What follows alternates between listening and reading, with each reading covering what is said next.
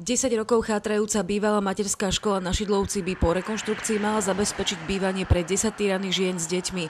Združenie má budovu od mesta v 20-ročnom prenajme a aktuálne už finišujú s verejným obstarávaním. A ja dúfam, že v najbližšom čase, v najbližších dňoch a týždňoch podpíšeme zmluvu s dodávateľom a okamžite v ten deň začneme stavať, pretože je potrebné zabezpečiť strechu a zabezpečiť objekt pred zimou, aby nespadol. Združenie už minimálne 5 mesiacov zvádza boj s klamlivou kampaňou proti ich projektu. Časť obyvateľov na Šidlovci nechce mať obete domáceho násilia za svojich susedov. Chcú multifunkčný objekt, teda škôlku aj senior centrum. Ja nemením názor, pretože občania sú občania, ich služby, ktoré žiadajú od nás poslancov, my sme povinní ako prezentovať a plniť. V rozpočte mesta však na tento projekt nie sú peniaze a vedenie radnice nám potvrdilo, že na takmer 700 000 investíciu na budovu, ktorá je v havarijnom stave, nemá.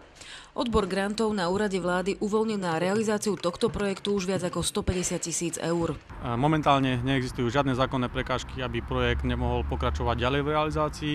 V súčasnosti je mesto Prešov viazané platným uznesením mestského zastupiteľstva o dlhodobom prenajme, rovnako tak platnou nájomnou zmluvou a komunitným plánom mesta Prešov, kde je tento projekt jednou z priorít. Záleží nám na tom, aby naozaj tieto miesta v Prešovskom kraji vznikli. Odbor grantov na úrade vlády zvolal na 19. decembra v Prešove pracovné stretnutie, na ktorom sa chce stretnúť s druhou stranou sporu, aj preto, že v meste sa hovorí o referende k tejto veci.